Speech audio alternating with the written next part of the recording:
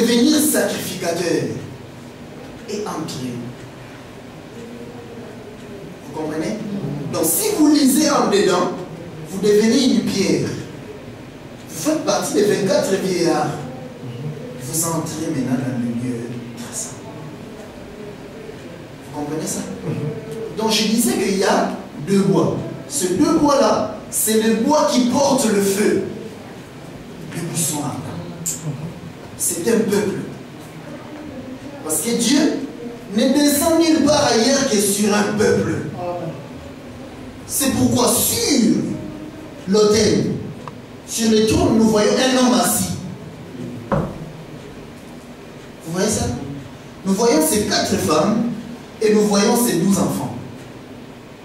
C'est l'image d'un homme, d'un peuple. Parce que nous composons les 4 épouses, nous composons les 12 fils, nous composons cet homme-là. Tout ça, c'est tout simplement un peuple. Pourquoi Dieu image cela? Parce que s'il vient à l'esprit, on ne le verra pas. Est-ce qu'on peut voir l'esprit? C'est pourquoi il est en nous. C'est pourquoi nous devons nous trouver partout où il y a cet esprit-là. C'est-à-dire, aujourd'hui, si Dieu n'est pas en Chine, pasteur, si tu vas en Chine, dans toute la Chine, c'est toi le trône. Mais ne dis pas aux Chinois qu'il y a que toi qui as le trône, ils vont te lapider. Malgré que tu vas dire la vérité, que Dieu n'habite pas dans l'espace. Non, il habite dans un corps. Il n'habite qu'en moi. Tu vas dire la vérité, mais il va te lapider. Comme notre grand frère, le frère aîné. Il a subi ça aussi. Vous comprenez?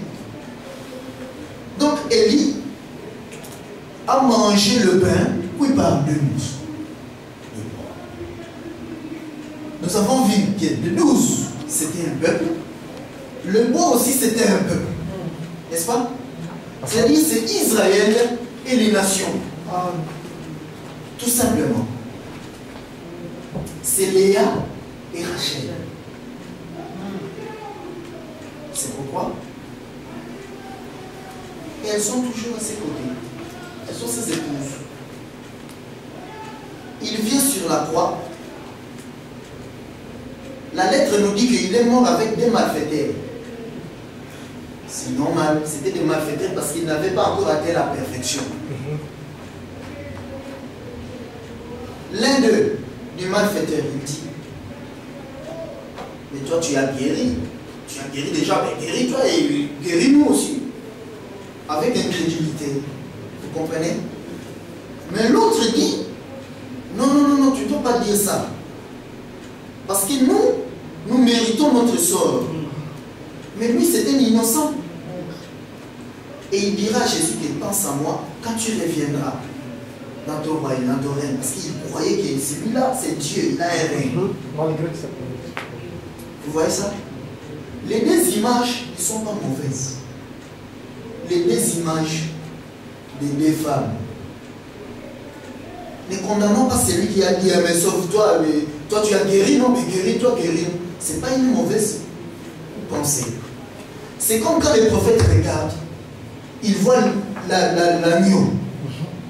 Israël, tu te tournes, ils voient l'homme. Ce n'est pas la même image. C'est-à-dire les fils des prophètes, et ils lisent en dedans. Mais Israël, il lit en dehors. C'est normal. Parce que c'est Léa. C'est à elle qu'a été donnée la loi. Donc lui, il va voir que la loi, comme toi, tu es péché. Quand il a vu Jésus pécher. Amen. Jésus avait déjà porté nos péchés. Il est devenu péché. Vous comprenez ça? C'est normal. C'est ça ce que lui voit. Donc ne l'amène pas des choses spirituelles. Ne l'amène pas à lire en dedans. Non. Hein? En dehors, lui il est en dehors, il te voit. Tu es pécheur. Il a proclamé, tu es pécheur. N'est-ce pas que son père aussi lui l'avait abandonné? Pourquoi si lui il l'abandonne, ça fait un problème? Son propre père aussi l'avait abandonné. Père, pourquoi m'as-tu abandonné? Mais il a dit lui-même, non? Parce que son père l'avait abandonné. Le père ne peut pas cohabiter avec le péché. Non. Mais non, il ne tolère pas les péchés. Vous comprenez ça? Le père ne tolère jamais les péchés. Alors quand le fils est devenu péché, le père doit l'abandonner. Alors Israël l'a vu, parce qu'il fallait rendre témoignage de cela. Tu es pécheur. Tu mérites la mort. C'est aussi simple que ça. Vous voyez? Mais pourquoi il le voit comme ça? Mais parce que Dieu a pris sa grâce, il nous a donné. Amen. Pour que nous puissions voir, lire en dedans. Ce n'est pas de sa faute. Ce n'est pas de sa faute. C'est-à-dire, Dieu a pris l'olivier. Lui, il était sur l'olivier, une branche. Dieu l'a coupé, il nous a pris nous, il nous a graffé sur l'olivier. Donc dans l'olivier, il y a ces deux peuples-là, Israël et les nations. Les 12. Les deux bois. Vous comprenez? Donc, quand les gens discutent, parfois ils disent qu'il y avait un bois. Jésus en croit comme ça. Mais cette écriture-là vient contredire. Parce qu'avec un seul bois, mais comment veux-tu que le feu prenne? Le feu ne peut pas prendre. Donc la nature aussi va venir dire non, non, non, non. Il faut qu'il y ait deux bois. C'est toujours le même bois que nous voyons aussi avec les fils de Joseph. Vous comprenez? C'est-à-dire, Dieu avait commencé à travailler d'abord avec Israël. Entre guillemets, parce que si nous rentrons encore dans les profondeurs, ce sera autre chose. Donc, Dieu a commencé avec Israël, c'est-à-dire le peuple du matin. Il leur donne la loi. Dieu les appelle alors les fils aînés. C'est les premiers-nés, non? Parce qu'il a deux fils. La façon dont vous me regardez, je ne suis pas convaincu. Moi, j'aime vous voir comme au commencement, quand notre Père criait. Je vais expliquer ça autrement. La femme d'Isaac était enceinte de deux enfants, Ésaü et Jacob. Dieu lui dit que l'aîné Ésaü sera assujetti au petit, à son frère. Maintenant, quand il sort, un jour, le prophète Isaac voulait bénir, enfin, la bénédiction. Il voulait donner maintenant la bénédiction au cadet. Parce qu'il connaissait cette histoire-là. C'est un prophète. Sinon, Dieu ne dira pas que je suis le Dieu d'Abraham, d'Isaac et d'Israël. Dieu s'identifie à lui. C'est-à-dire, lui, il connaît la pensée de Dieu. Amen. Si nous lisons dans dehors, nous allons voir que il prend son fils. Bon, enfin, je vais manger du gibier. Va me chercher du gibier dans la forêt. Alors que le prophète sait que jamais le gibier n'a été pris pour être sacrifice. C'est seulement les animaux domestiques, les amis de l'homme. Il sait ça. Mais il dit à son fils, va me chercher du gibier. Un animal de la forêt sauvage. Ça contredit déjà les Écritures. Nous avons appelé beaucoup de frères qui vont dire non, non, non, non, non. Vous comprenez ça? Et vous voulez me dire que les prophètes ne savaient pas ça? Ils savaient. Mais nous allons lire cela en dedans. Amen. Ils savaient très bien. Et surtout, ils savaient que l'aîné doit se sacrifier pour le cadet. Parce que c'est le fils aîné. Vous voyez ça? Alors il vient auprès de son fils. Mon fils, l'heure est venue. Je dois te manger pour bénir ton frère. Vous comprenez ça? Oui. C'est ça ce qu'il a dit.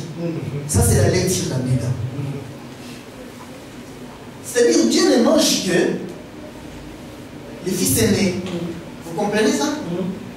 Les fils aînés. Même quand il prend le bétail, c'est les premiers-nés. Toujours, ça lui appartient. C'est pourquoi quand Abraham est venu auprès de Melchisedec, il vient, il regarde Melchisedec. Melchisedec, c'était un prêtre. On ne connaissait ni son père ni sa mère. Hein? Dans la lecture de Dédon, nous savons que c'est Dieu. C'est-à-dire, Dieu n'était pas venu la première fois en Jésus. Non, il prenait déjà la chair humaine et il venait sur la terre. Vous comprenez? Sinon, ça aurait été la première fois. Il ne doit pas y avoir la première fois. Maintenant, il vient auprès du souverain sacrificateur. Il les regarde. Le souverain sacrificateur, il prend les premiers-nés. Il lui donne. Pour s'identifier. Il lui donne le pain et le vin. Amen. N'est-ce pas que Jésus avait pris le pain, il donne, ceci est ma chair, mangez à ma mémoire. Il prend aussi le sang, le vin, il donne, ceci est mon sang, buvez cela aussi à ma mémoire. C'est-à-dire, moi, l'agneau qui sort du trône, maintenant, je dois être immolé pour ouvrir le livre. Alors prenez-moi manger. C'est-à-dire, c'est moi qui ai écrit en dehors et en dedans. Mangez-moi. Comme avait mangé Jean et Ézéchiel. Mangez-moi maintenant. Vous comprenez? Donc, c'est que le grand prêtre avait le Melchisédek, c'est l'agneau. Il lui donne l'agneau. Quand on lui donne l'agneau, il identifie, oui, ça c'est les premiers-nés. Moi aussi j'ai les premiers-nés. Vous comprenez ça? Les prémices de tous mes biens. Il prend aussi, il donne. Vous comprenez? Parce que Jésus a dit que vous ferez cela en mémoire de moi. À nous. Donc nous, Abraham, nous devons faire cela en mémoire de lui. C'est-à-dire, tous les temps où lui il s'est sacrifié, c'est-à-dire jour jusqu'à l'enlèvement, nous devons commémorer cela. Il prend, il donne. C'est cela que nous appelons la dîme. C'est-à-dire, à nous, jusqu'à ce qu'il revienne, nous prendrons le premier-né que nous avons. Nous le donnons. Mais avant ça, il faut que lui nous donne l'agneau. Donc nous ne devons donner qu'à celui qui a l'agneau, qui nous le donne. C'est-à-dire, quand on nous donne la lecture en dehors et en dedans, nous l'identifions, alors à cette personne-là, nous devons aussi commémorer, prendre aussi, donner. C'est le pourquoi de la dîme. Amen.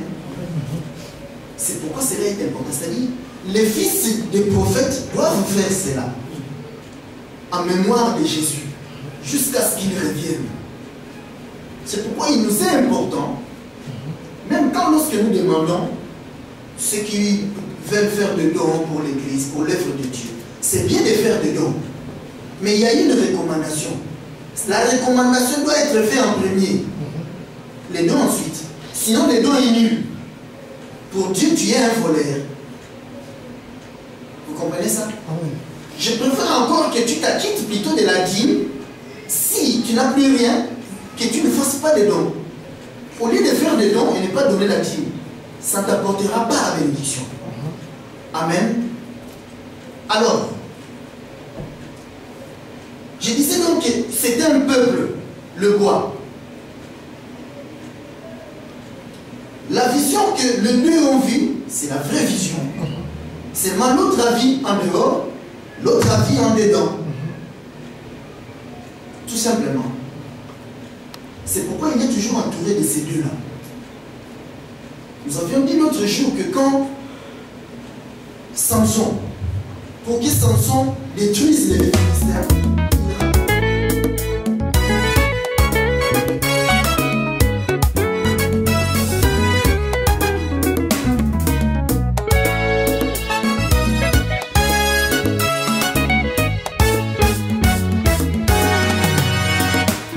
voici les cantiques, une production